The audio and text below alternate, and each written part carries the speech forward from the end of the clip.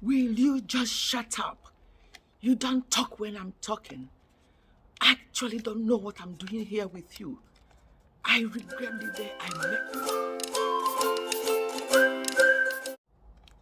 Hello everyone, how are you all doing today? I hope you're good. Today, a quick video.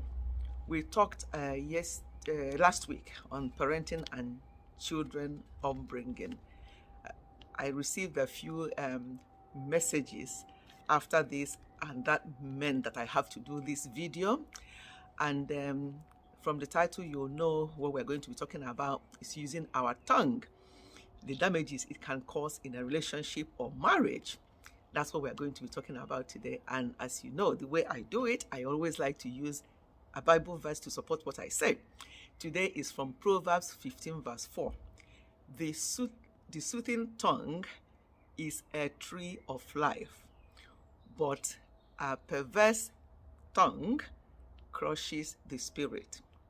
The soothing tongue is a tree of life, but a perverse tongue crushes the spirit. So we have to watch what we say. This is basically what this Bible verse is telling us. We have to watch what we say. Before I go on, for those who are seeing me for the first time, I see I've got quite a number of new people on my channel. My name is Ifechi. I'm a mother of 4 grown-up children with a lovely husband living here in UK, but from Nigeria. You are very welcome. So let's go straight to the point of this video today, which is damages that can be caused in a relationship or in a marriage, and that is what comes out of our mouth. So how do we use our tongue? Our tongues, how do we use them? Number one, I just have 5 bullet points of things that we're going to look into. One of them is disrespectful words. You know, when you speak to each other in a very disrespectful way, like, can't you find a real job? It doesn't matter what you say anyway, I will do it. Or you say, oh, you have to do this. You know, disrespectful and commanding voice, you know, it's not good in any relationship or marriage. That's number one. Number two is comparing words. By, for example, saying to your spouse, oh, that person's husband or wife does it that way or that way. Why are you not like that? Why are you not treating me like that person? Why are you behaving like this? Why are you not like that person? Keep comparing. You don't even know what goes on behind the scenes of those people you think that that they are good, and that you want your husband or your wife to be behaving like those people. You have no idea. So no comparison, please. It's very, very damaging to any marriage or relationship. Number 3 is sarcastic words. Being sarcastic, just saying things like, will that kitchen clean itself? Or will that trash take itself out or empty itself? Do I look like a maid? You know, there are so many examples to give, but these are just the ones I can remember at the moment. You know, words like that can be quite hurting. Another one is condescending words. When you don't take you can say to somebody, you're just being so condescending by saying the person, don't take it the wrong way, and you still say something to demean them. You know, it's not good at all. You know, you don't tell them how they have to feel. You don't have to. You don't tell them how they feel. When you tell them something, you don't say, "Oh, you don't have to feel like that." You have used hurtful word, and you are now telling them you don't have to feel like that. You cannot hurt the person or use a condescending word on the person and then tell them again how to feel.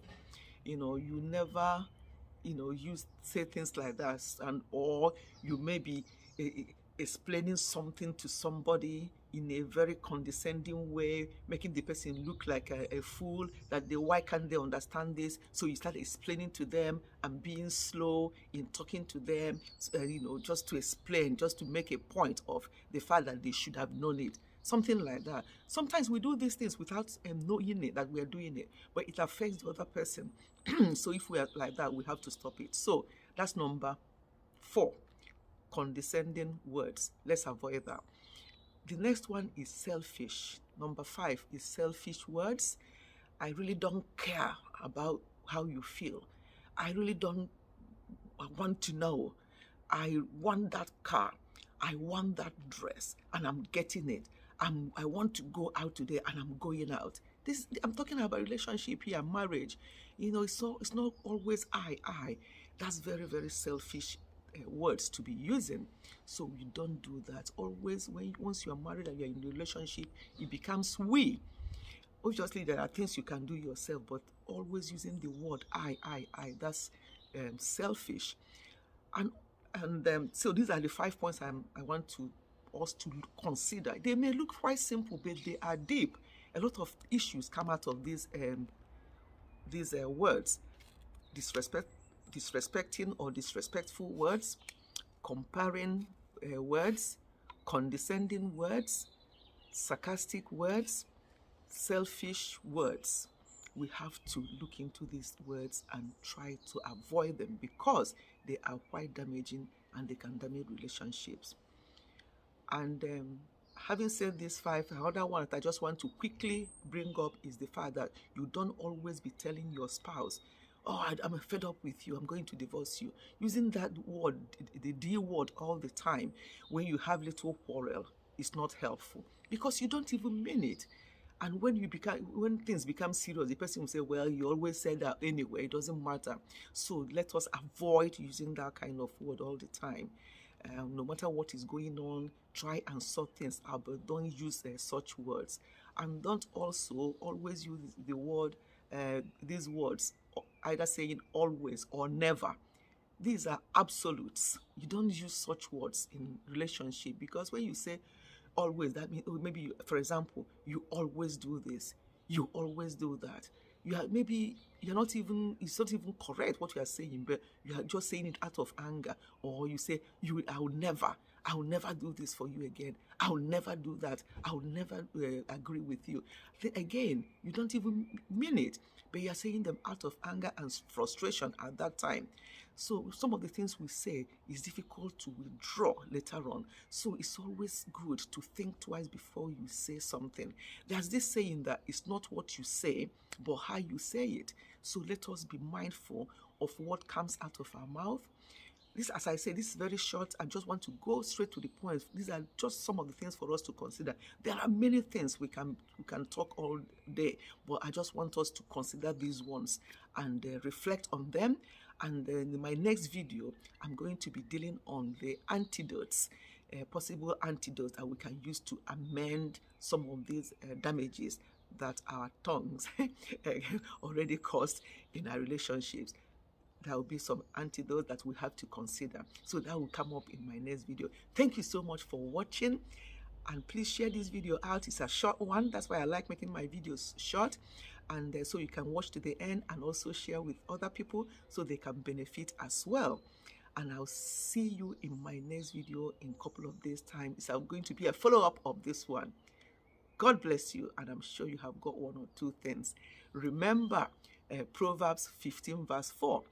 The soothing tongue is a tree of life, but a perverse tongue crushes the spirit. So don't crush anybody's spirit. Let us always be positive and use kind words. Goodbye, and God bless you.